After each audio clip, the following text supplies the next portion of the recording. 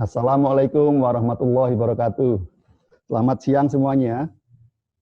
Yang saya hormati Ketua Asparindo Mas Joko Setianto, rekan-rekan dari Gerakan Pakai Masker, dan yang paling penting adalah para penyuluh yang hadir pada siang hari ini. Nama saya Sigit Pramono, saya sebagai Ketua Umum Gerakan Pakai Masker. Saya ingin memulai dengan semacam pengantar diskusi untuk acara kita nanti, ada pembekalan untuk para penyuluh. Ya. Saya mulai dengan memperkenalkan Gerakan Pakai Masker. Gerakan Pakai Masker ini adalah organisasi yang independen, ya. Sebuah gerakan murni dari masyarakat, oleh masyarakat, dan untuk masyarakat.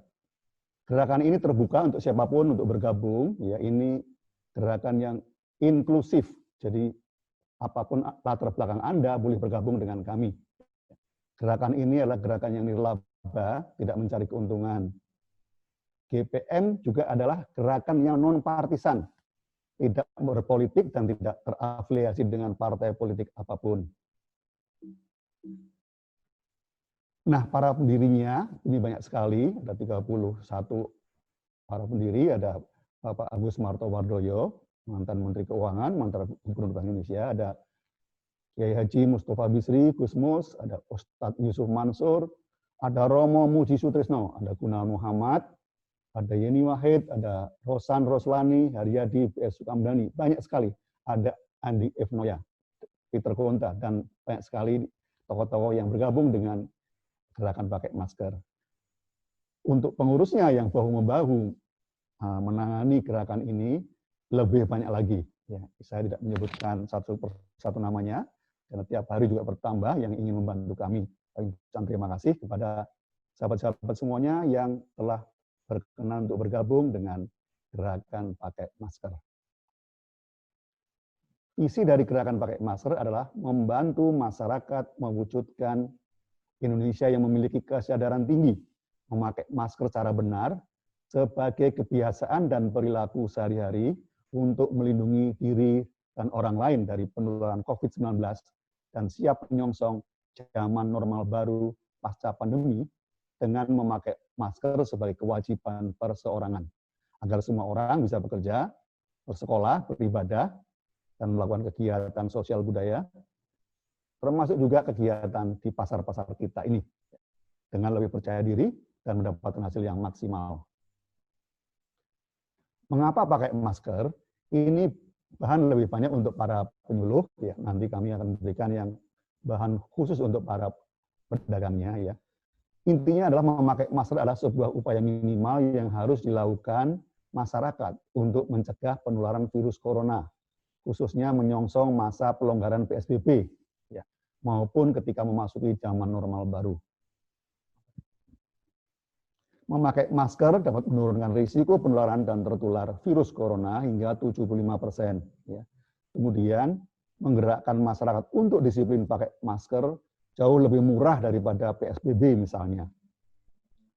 Kemudian dengan memperbolehkan masyarakat melakukan aktivitas ekonomi, sosial, dan budaya di luar rumah, tetapi harus pakai masker, akan membuat perekonomian kita ini bangkit kembali. Dan ternyata pakai masker ini ditambah dengan kebiasaan jaga jarak dan jaga kebersihan, sering-sering cuci tangan, ternyata juga merupakan cara yang paling efektif dalam mencegah penyebaran virus sejak 102 tahun yang lalu. Ya. Nanti kita akan lihat foto-fotonya. Nah, ini yang mungkin nantinya oleh penyuluh bisa disampaikan kepada para pedagang, mengapa pakai masker. Kita sampaikan dengan cara tentunya lebih sederhana, ya.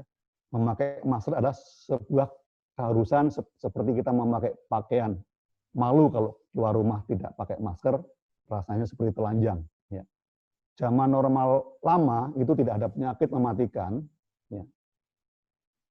Tidak ada virus corona. Nah, zaman normal baru ini ada penyakit karena COVID-19. Ini penyakit yang sangat berbahaya dan belum ada obatnya. Zaman normal baru itu pengertiannya gampang dan sederhana, makanya jangan dibuat ruwet. Pada intinya, zaman normal baru inilah zaman dengan kebiasaan baru, Sekarang kalau keluar rumah harus pakai masker. Itu saja sebetulnya untuk melindungi kita dari penyakit. Penyakit yang disebabkan oleh COVID-19 ini penularannya dari cipratan cairan yang keluar dari mulut dan hidung ketika kita bicara, batuk, bersin, bernyanyi, teriak, dan sebagainya. Makanya yang ditutup adalah mulut dan hidung. Pakai masker itu melindungi kita dan orang lain dari penularan penyakit mematikan. Dan yang sekarang ini kenapa kita harus pakai masker? Karena kalau zaman dulu orang sakit itu yang menularkan penyakit, tetapi sekarang orang sehat bisa menularkan penyakit. Nah, karena kita tidak tahu orang yang kita temui, orang yang kita ajak berbicara, orang yang ada di dekat kita bahwa penyakit atau tidak, maka untuk melindungi diri kita harus selalu pakai masker supaya tidak terkena cipratan tadi. Ya.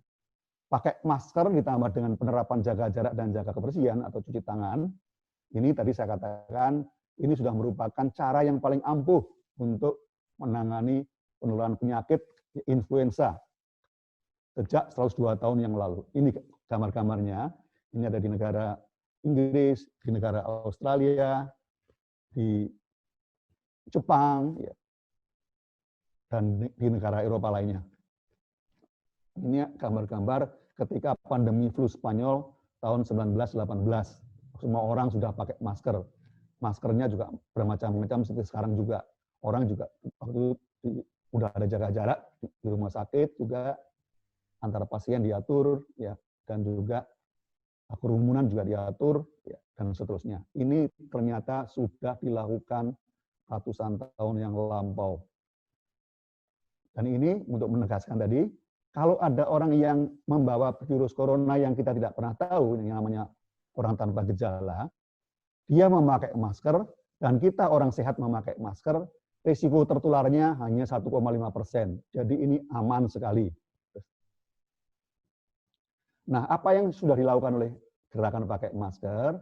Seperti diketahui, kita melakukan kegiatan penyuluhan kepada para pengelola pasar di 9.200 pasar tradisional di seluruh Indonesia atau pasar rakyat.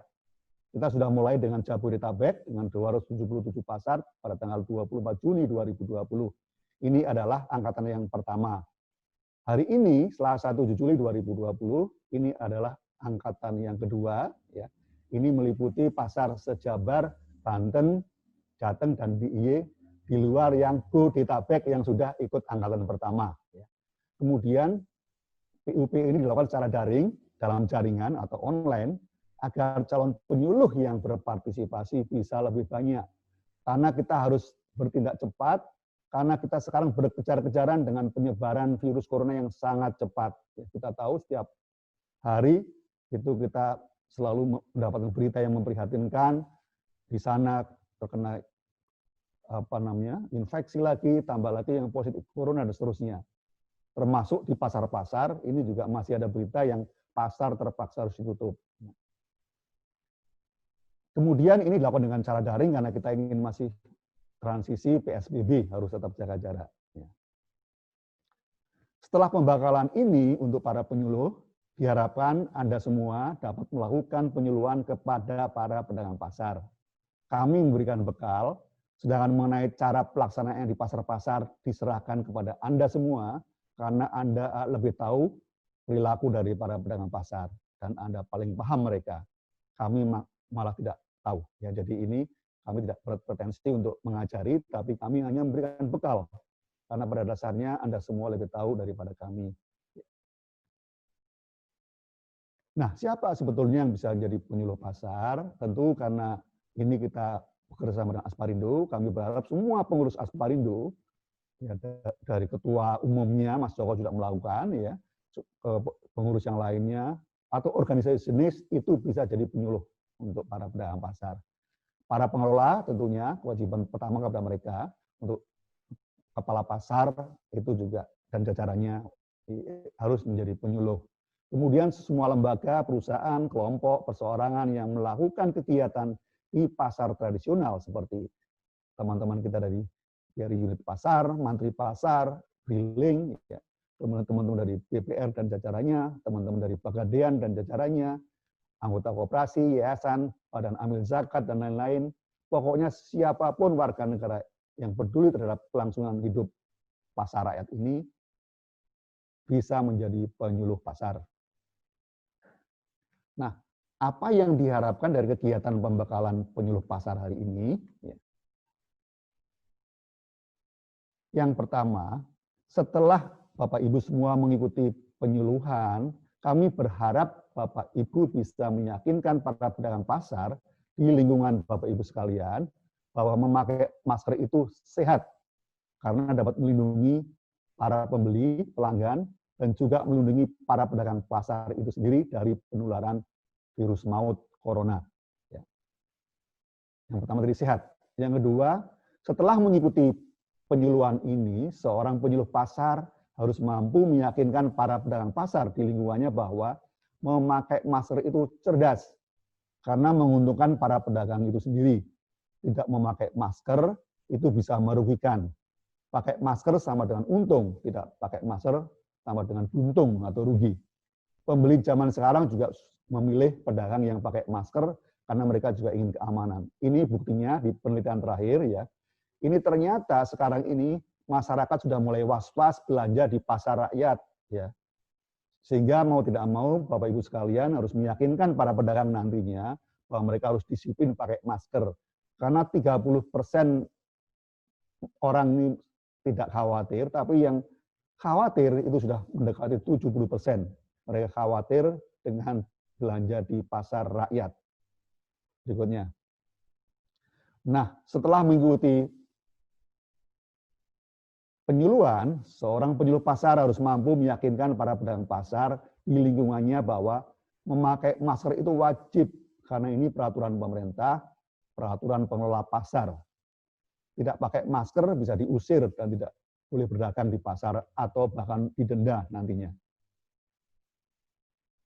Kemudian setelah mengikuti penyuluhan ini, seorang penyuluh pasar harus mampu meyakinkan para pedagang pasar di lingkungannya bahwa jika para pedagang tidak disiplin pakai masker dan kemudian banyak pedagang, bahkan sekarang ini 1 atau 2 orang pun kena virus corona, pasarnya bisa ditutup oleh pemerintah.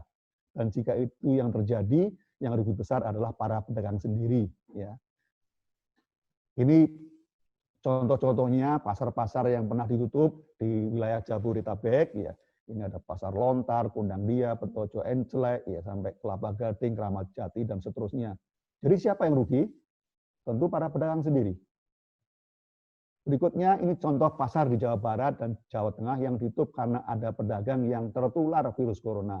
Lui Panjang, Haur Pancuh, Sadang Serang di Jawa Barat, ada Pasar Mangkang, Wonodri, dan 5 pasar di Temanggung, ya, Kabupaten Temanggung, ada di Kecamatan Ngadirejo, dan terakhir di Pasar Jatingaleh di Kota Semarang. Siapa yang rugi? Para pedagang. Ya.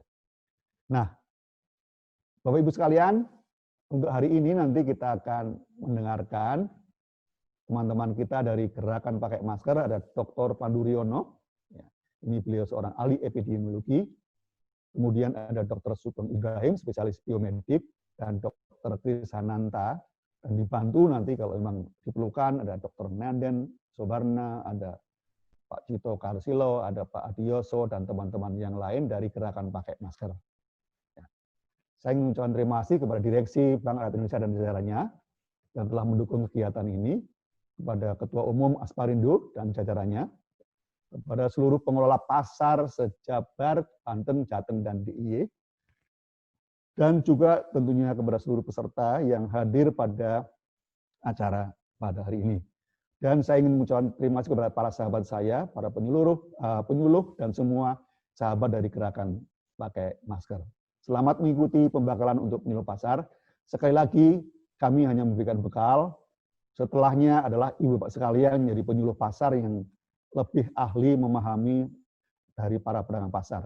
Caranya kami persilahkan, dan nantinya kalau dalam pelaksanaan di lapangan memerlukan bantuan, kami siap untuk selalu membantu Ibu Bapak sekalian, para pengelola pasar, untuk melakukan penyuluhan ke para pedagang pasar. Sekali lagi terima kasih, selamat siang. Wassalamualaikum warahmatullahi wabarakatuh.